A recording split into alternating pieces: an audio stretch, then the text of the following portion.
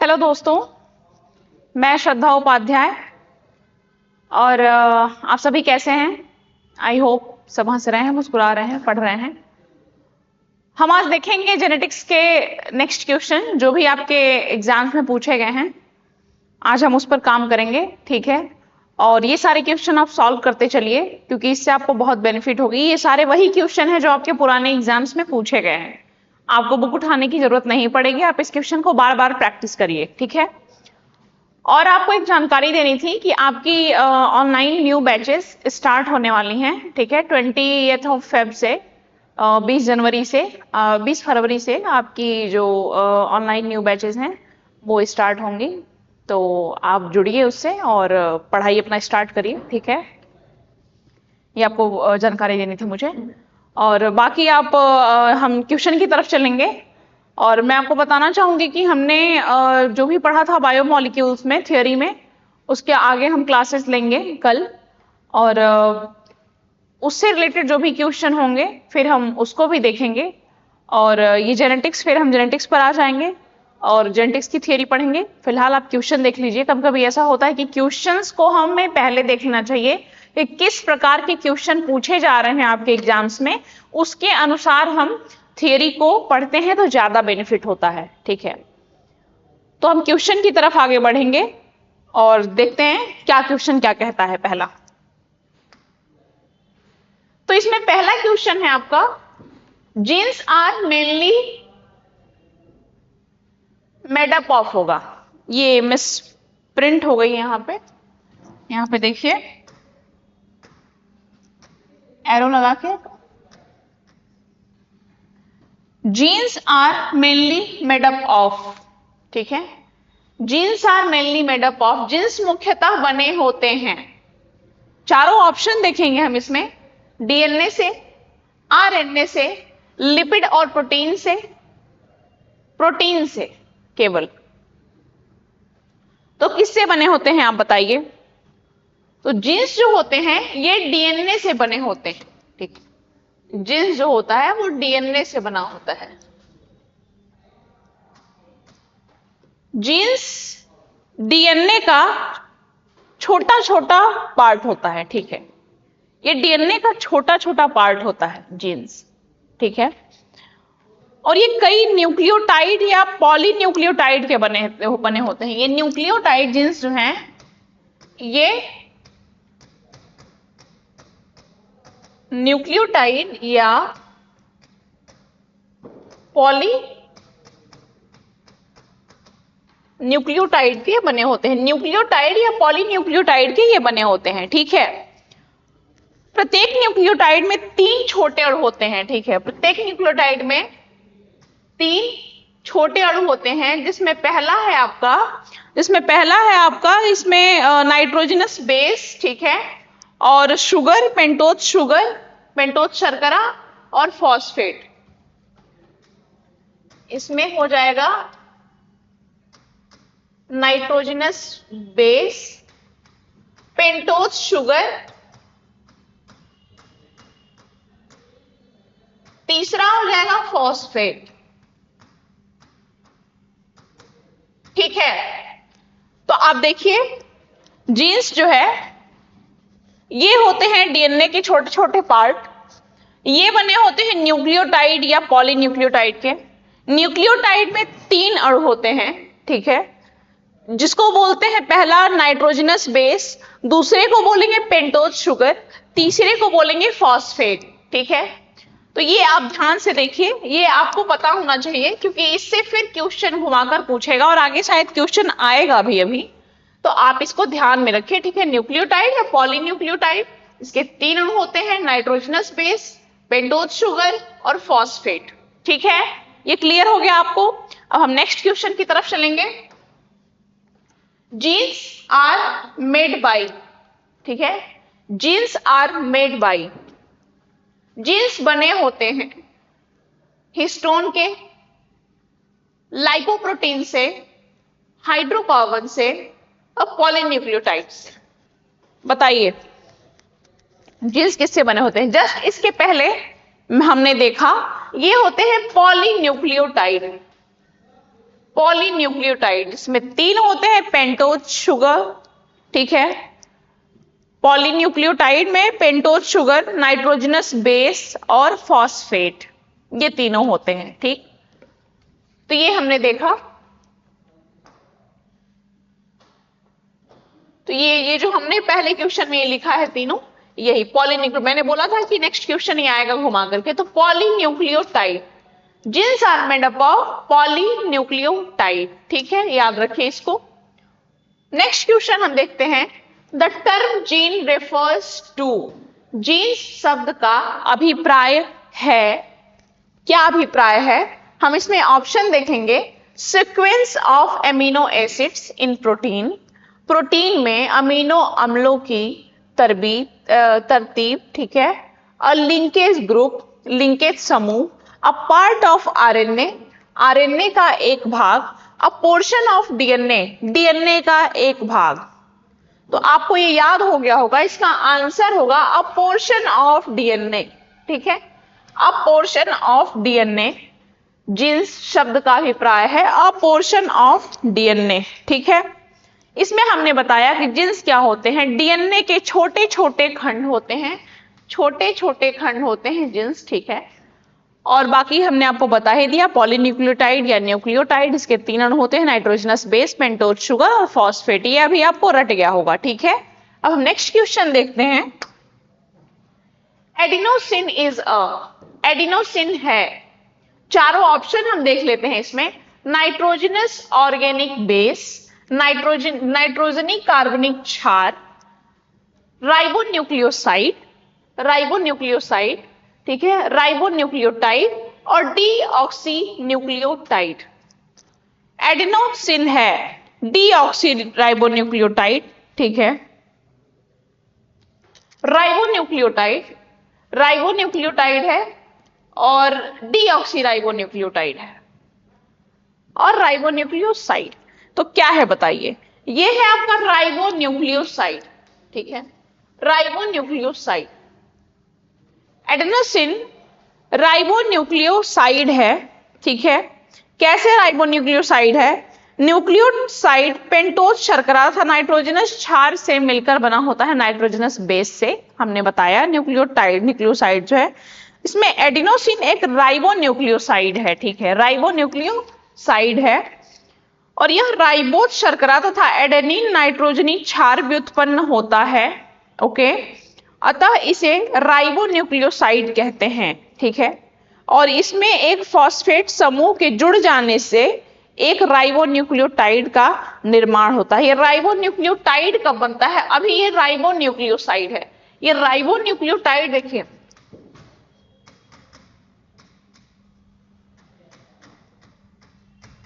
Ribonucleoside से ribonucleotide कब बनेगा? जब इसमें एक फॉस्फेट ग्रुप जुड़ जाएगा। जब इसमें एक फॉस्फेट ग्रुप जुड़ जाएगा तब ये राइबोन्यूक्लियोसाइड से राइबोन्यूक्लियोटाइड बन जाएगा, ठीक है। तो एडिनोसिन क्या है अभी? राइबोन्यूक्लियोसाइड, ठीक है। तो ये आपका आंसर हो गया, राइबोन्यूक्लियोसाइड। नेक्स्ट क्वेश्चन देखेंगे हम, विच of the following is not found in RNA, निम्नलिखित में से कौन सा आरएनए में नहीं पाया जाता है? हमने ऐसा ही क्वेश्चन किया था पिछले वाले सेट में, तो हम ऑप्शंस देखेंगे, आई होप आप बता लेंगे इसको। Thymine, uracil, guanine, none of the above. तो बताइए क्या होगा इसका? आपने पढ़ा था उस दिन, इसमें इसका सही आंसर हो जाएगा थायमीन। आरएनए में थायमीन नहीं पाया जाता है। एक होता है एडेनिन, गुआनिन, साइटोसिन, थायमीन, और फिर होता है एडेनिन, गुआनिन, साइटोसिन, यूरेसिल। तो ये पाया जाता है आपका डीएनए में और ये होता है आरएनए में। मैंने आपको ये समझाया था, आरएनए में थायमीन की जगह यूरेसिल होता है, ठीक है। आरएनए में थायमीन की जगह यूरेसिल होता है, ये आपको बचपन से आप पढ़ते आ रहे हैं, ठीक है।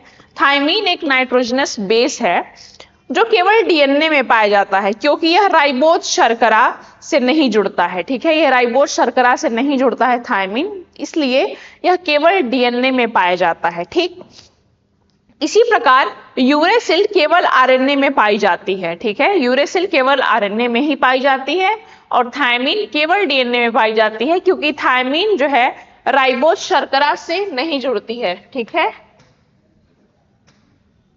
थायमिन जो है ये राइबोज शर्करा से नहीं जुड़ेगी। ठीक है, राइबोज शर्करा से नहीं जुड़ेगी, इसलिए केवल डीएनए में ही पाया जाता है और यूरेसिल जो है ये केवल आरएनए में ही पाया जाता है। ठीक है, इसको आप ध्यान से देख लीजिए। ठीक है, ये ध्यान से देखकर याद कर लीजिए कि यूरेसिल हमेशा आरएनए में पाया जाएगा और थायमिन डीएनए में, क्योंकि थायमिन राइबोज शर्करा से नहीं जुड़ता है। अब नेक्स्ट क्वेश्चन देखेंगे हम। A nucleoside is made up of, एक न्यूक्लियोसाइड बना होता है।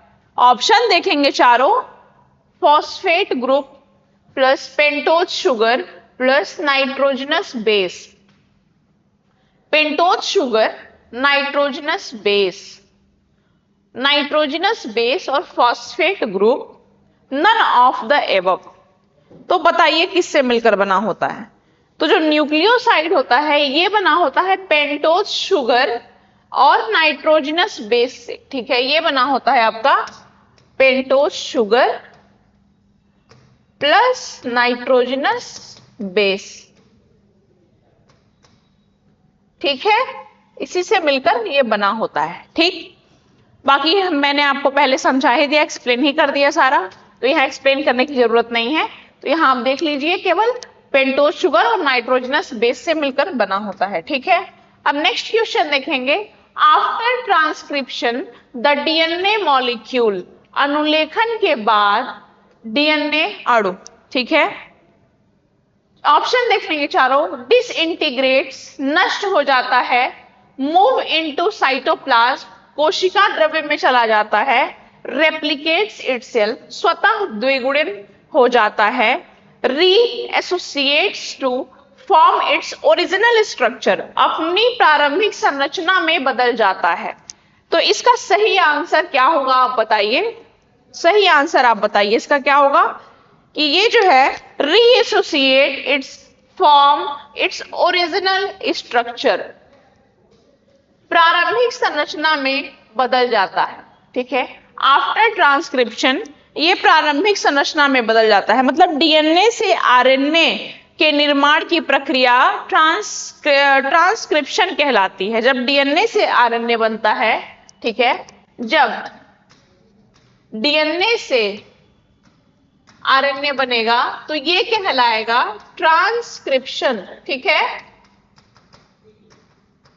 ये बहुत कंफ्यूज करता है।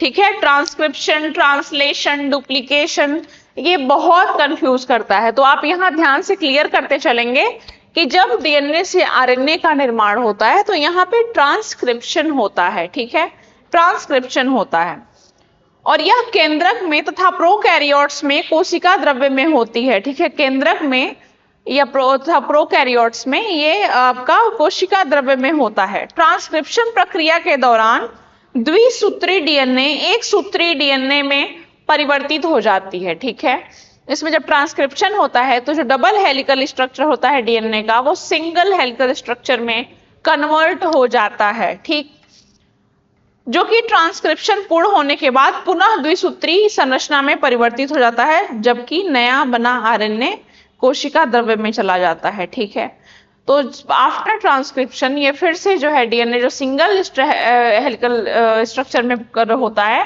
वो फिर डबल स्ट्रैंडेड स्ट्रक्चर में कन्वर्ट हो जाता है। ठीक है, देखिए ये डबल स्ट्रक्चर है। ठीक है, डीएनए का ये हो जाएगा सिंगल में, फिर ये आफ्टर ट्रांसक्रिप्शन ये फिर आ जाएगा डबल में। ठीक है, फिर आ जाएगा डबल में। ठीक, ये हो जाएगा ट्रांसक्रिप्शन का यहाँ प्रोसेस ये वाला। नेक्स्ट क्वेश्चन देखते हैं। Double helical structure of DNA was given by, DNA का डबल हेलिकल स्ट्रक्चर दिया गया? चारों ऑप्शन देख लीजिए आप, Watson and Crick, Jacob and Monod, ठीक है, ग्रिफिथ, एचजी खुराना। तो आपको ये बचपन से पढ़ते आ रहे हैं, मुझे बताने की जरूरत तो नहीं है, लेकिन फिर भी मेरी ड्यूटी है बताना यहाँ पे। तो वॉटसन एंड क्रिक ने डबल हेलिकल स्ट्रक्चर किसने दिया था?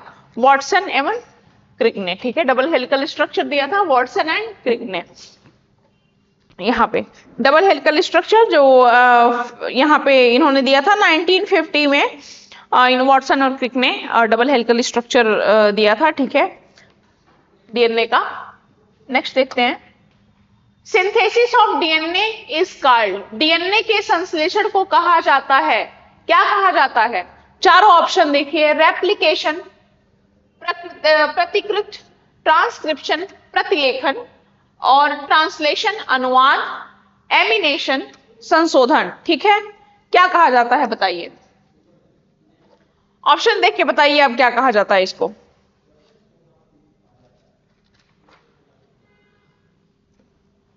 तो सिंथेसिस, डीएनए के सिंथेसिस को हम कहते हैं रेप्लिकेशन, ठीक है, डीएनए के सिंथेसिस को हम कहते हैं रेप्लिकेशन, ठीक है, रेप्लिकेशन कहते हैं डीएनए के सिंथेसिस को।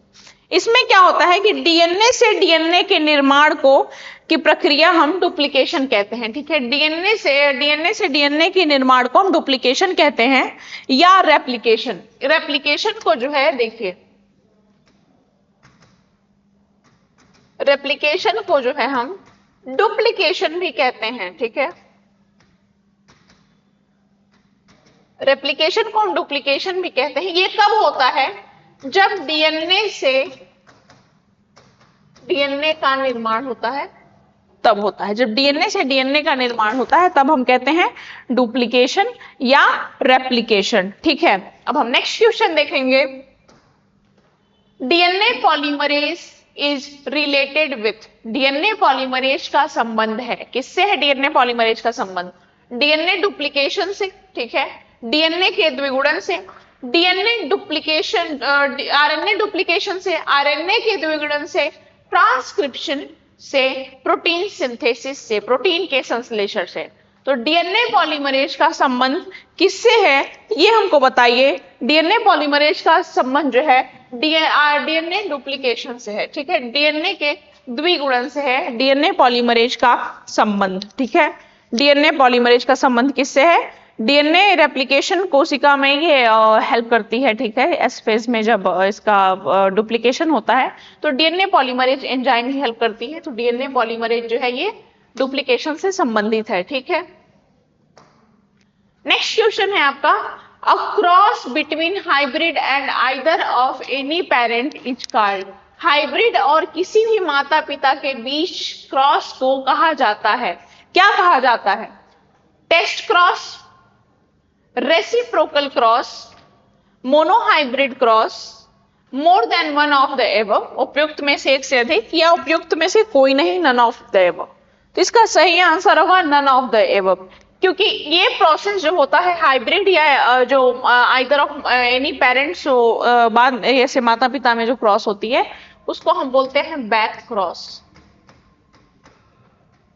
इसका सही आंसर होगा बैक क्रॉस। तो बैक क्रॉस इसमें कहीं नहीं लिखा गया है, तो इसलिए इसका आंसर हो जाएगा नन ऑफ द एबव, ठीक है, नन ऑफ द एबव हो जाएगा, क्योंकि हाइब्रिड और किसी भी माता पिता के बीच क्रॉस को हम बैक क्रॉस कहते हैं, ठीक है।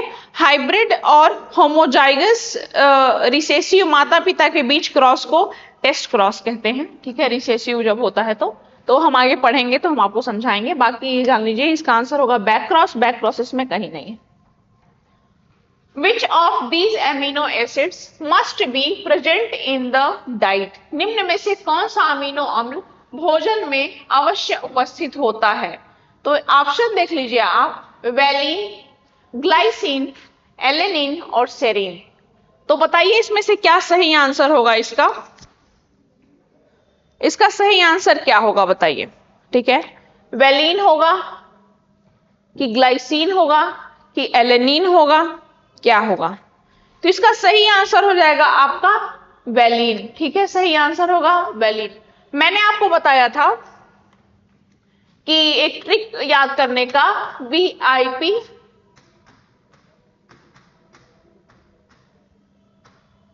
हॉल में टीटी, इसको हटा देना था। बाकी इसके कैपिटल लेटर को लेके 1 2 3 4 5 6 7 8 9 10, ये 10 एसेंशियल, जो 10 आवश्यक अमीनो अम्ल है, ठीक है, जो एसेंशियल अमीनो एसिड हैं, तो ये जो है इनके नाम है। तो ये मैंने आपको ट्रिक बताया था, इसे याद करना है तो थियरी में, तो आप थियरी क्लास जाके देखिएगा, फिर आप इसको ध्यान से देखिएगा, ठीक है, आपको याद हो जाएगा। तो वैलीन जो है ये amino acid must be present in the diet, क्योंकि ये एसेंशियल अमीनो एसिड है। तो एसेंशियल अमीनो एसिड जो हमारे बॉडी में सिंथेसाइज नहीं होती, हमारे बॉडी में नहीं बनती है, इसको हम बाहर से लेते हैं, ठीक है, इसको हम बाहर से प्राप्त करते हैं, तो इसलिए जो है ये एसेंशियल अमीनो एसिड है। तो वैलीन जो है ये आपका एसेंशियल अमीनो एसिड हो गया, ठीक है। तो नेक्स्ट क्वेश्चन देखेंगे हम, number of essential amino acid in man. तो number of essential amino acid in man, मनुष्य में आवश्यक अमीनो अम्ल की संख्या कितनी होती है? तो मनुष्य में आवश्यक अमीनो अम्ल की संख्या होती है 10, ठीक है, मैंने आपको बताया था। एक essential amino acid, essential acid, और दूसरा था आपका non essential amino acid, non essential amino acid, ठीक है, नॉन एसेंशियल अमीनो। तो एसेंशियल अमीनो एसिड भी 10 होती है, नॉन एसेंशियल अमीनो एसिड भी 10 होती है, लेकिन एसेंशियल अमीनो एसिड में यहाँ पे 8 जो होती है ये अडल्ट में एसेंशियल होती है, ठीक है, और जो इसमें 10 पूरे के पूरे चाइल्ड में होती है, ठीक है, चाइल्ड में होती है 10 पूरे के पूरे, लेकिन 8 में इसमें हिस्टिडीन और आर्जिनिन जो है, मैंने उस दिन बताया था थियरी में कि ये दोनों अडल्ट में जरूरी नहीं होती है, एसेंशियल नहीं होती है, ये दोनों चाइल्ड में एसेंशियल होती है, ठीक है। तो 10 एसेंशियल आवश्यक एसेंशियल अमीनो एसिड 10 होती है मनुष्यों में, ठीक है। अब हम नेक्स्ट क्वेश्चन देखते हैं, which enzyme act as biological scissor in genetic engineering. कौन सा एंजाइम बायोलॉजिकल सीजर मतलब टेम्पलेट सिद्धांत के अनुसार अमीनो अम्ल पहले किससे संपर्क करता है, ठीक है, ये गड़बड़ है इसकी हिंदी, ठीक है, इसकी हिंदी गड़बड़ हो गई है आपकी, ठीक है, क्योंकि इसमें ये होगा, हाँ सही है, इसमें ये होगा टीआरएनए, ठीक है, इसका आंसर हो जाएगा टीआरएनए, ठीक है। टीआरएनए क्यों होगा कि टेम्पलेट सिद्धांत प्रोटीन निर्माण से संबंधित है, और इसमें टीआरएनए के एक सिरे पर अमीनो अम्ल जुड़ते हैं, ठीक है, इसमें टीआरएनए के एक सिरे पर अमीनो एसिड ऐड हो जाता है, ठीक है, जुड़ जाता है, ठीक। तो इसका सही आंसर होगा tRNA. Amino acid binding site of tRNA is, ठीक है, आंसर इसका ऑप्शन देखेंगे 5 and ligase, anticodon, CCA3 and more than one of the above, उपयुक्त में से एक से अधिक, या नन ऑफ द एबव, उपयुक्त में से कोई नहीं। तो इसका बताइए सही आंसर क्या होगा? इसका सही आंसर हो जाएगा CCA3 एंड, इसका सही आंसर हो जाएगा CC3 एंड, ठीक है। क्यों? क्योंकि अमीनो एसिड एक एस्टर बॉन्ड के माध्यम से टीआरएनए से जुड़ा होता है, एक एस्टर बॉन्ड से, ठीक है, एक एस्टर बॉन्ड से जुड़ा होता है, ठीक है, टीआरएनए से, और 3 छोर पर टर्मिनल न्यूक्लियोटाइड से जुड़ा होता है, थर्ड टर्मिनल होता है यहाँ पे, ये न्यूक्लियोटाइड से जुड़ा होता है, ठीक है। एस्टर बॉन्ड का निर्माण सक्रियण प्रतिक्रिया में ऊर्जा का एक बड़ा हिस्सा संरक्षित करता है। तो आप बस इतना यहाँ जानिए कि अभी CCA3 एंड पे ये जुड़ता है। For evolutionary success a mutation must occur in, जय विकास होने के लिए उत्परिवर्तन करना चाहिए। चारों ऑप्शन देखिए, जर्म प्लाज्म डीएनए में, जर्म प्लाज्म आरएनए में, और सोमैटिक आरएनए में, सोमैटिक डीएनए में। तो बताइए इसका सही आंसर क्या होगा? तो अगर इवोल्यूशनरी सक्सेस म्यूटेशन करना है आपको, तो जर्म प्लाज्म डीएनए में करना होगा, ठीक है, जर्म प्लाज्म डीएनए में करना होगा। इस सिद्धांत के अनुसार जीव शरीर में 2 प्रकार के द्रव्य होते हैं, एक जर्म प्लाज्म, एक सोमैटोप्लाज्म, ठीक है। एक होता है आपका जर्म प्लास्ट। दूसरा होता है सोमेटोप्लाज्म, ठीक है। एक जर्म प्लाज्म हो जाता है और एक होता है सोमेटोप्लाज्म। तो जर्म प्लाज्म में होने वाले परिवर्तन जो है ये अनुवांशिक होते हैं, ठीक है। ये अनुवांशिक पदार्थ डीएनए में होते हैं, वही अगली पीढ़ी में जाते हैं, ठीक है, और जैव विकास का आधार होते हैं जो जर्म प्लाज्म में म्यूटेशन होता है, ठीक है। तो ये आपका हो गया जर्म प्लाज्म डीएनए। नेक्स्ट है आपका crossing over takes place between. Crossing over किसके बीच होती है? तो ऑप्शन देखेंगे सिस्टर क्रोमैटिड्स के बीच, non sister chromatids of homologous chromosome, analogous अनुरूप, और डीएनए एंड आरएनए। तो इसका सही आंसर यही होगा, नॉन सिस्टर क्रोमैटिड्स के बीच। हमने ये पढ़ा भी था थियरी में कि नॉन सिस्टर क्रोमैटिड्स के बीच जो है क्रॉसिंग ओवर होता है। क्रॉसिंग ओवर जहां पे एक दूसरे को ओवरलैप ऐसे करते हैं वहीं पे क्रॉसिंग ओवर होता है, वो नॉन सिस्टर क्रोमैटिड्स होते हैं, ठीक है। ये हो गया आपका answer. The phenomenon of linkage was first observed in the plant. किस पौधे में संलग्नता की घटना सर्वप्रथम देखी गई? लेथाइरस ओडोरेटस में, पाइसम सेटाइवम में, ओएनोथेरा लेमार्कियाना में, और दतुरा मिटेल में। बताइए किस में देखा गया? शायद आपको ये पता नहीं होगा तो हम इसको बताएंगे आपको, ठीक है। ये आपका देखा गया था लेथाइरस ओडोरेटस में। लेथाइरस ओडोरेटस में जो है आपका लिंकेज पहली बार ऑब्जर्व किया गया था, ठीक है। लिंकेज पहली बार ऑब्जर्व किया था क्योंकि इसमें जो है ओथाइरस जो है ये ओडोरेटस मीठी मटर को बोलते हैं, ठीक है। ये मीठी मटर होती है,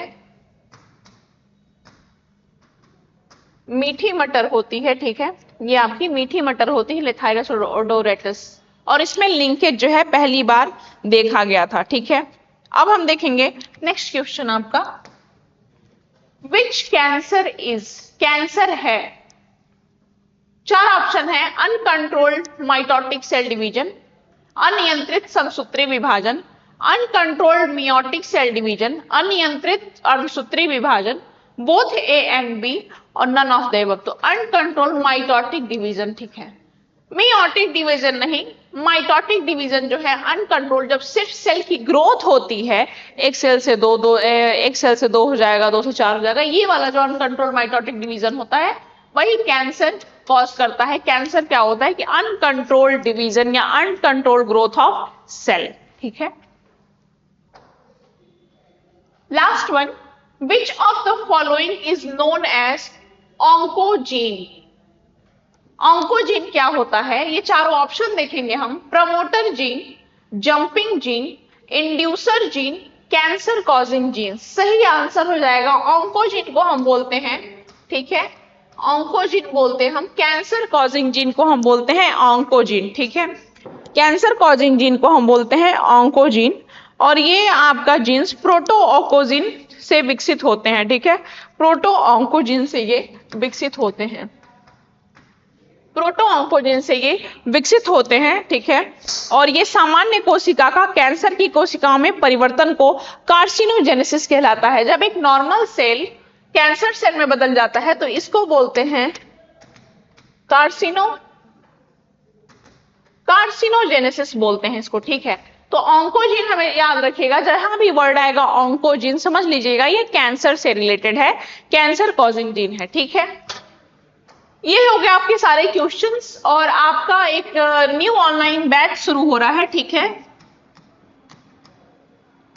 न्यू ऑनलाइन बैच शुरू हो रहा है 20 फेब से, तो आप इसमें जुड़िए, ठीक है, और पढ़ाई करिए। आपके एग्जाम्स भी आने वाले हैं, तो आप संपर्क करिए हमसे, और न्यू ऑनलाइन बैच आपका स्टार्ट हो जाएगा 28 फेब से, तो आप इंक्वायरी कर लीजिएगा जाकर के, ठीक है। सो थैंक यू, धन्यवाद आपका। और आप बार बार लेक्चर को पढ़िए, हंसते रहिए, मुस्कुराते रहिए, और आपका क्वेश्चन प्रैक्टिस होता रहेगा, क्योंकि एग्जाम्स आने वाले हैं, तो आप वेट मत करिए एग्जाम के नजदीक आने का। आप जितना आप इसको क्वेश्चन की प्रैक्टिस करेंगे, आपको उतना ही चीजें आपके लिए सरल होती जाएंगी, ठीक है, और सिलेक्शन के चांसेस बढ़ते जाएंगे। सो थैंक यू, और आप पढ़ते रहिए, मुस्कुराते रहिए, धन्यवाद।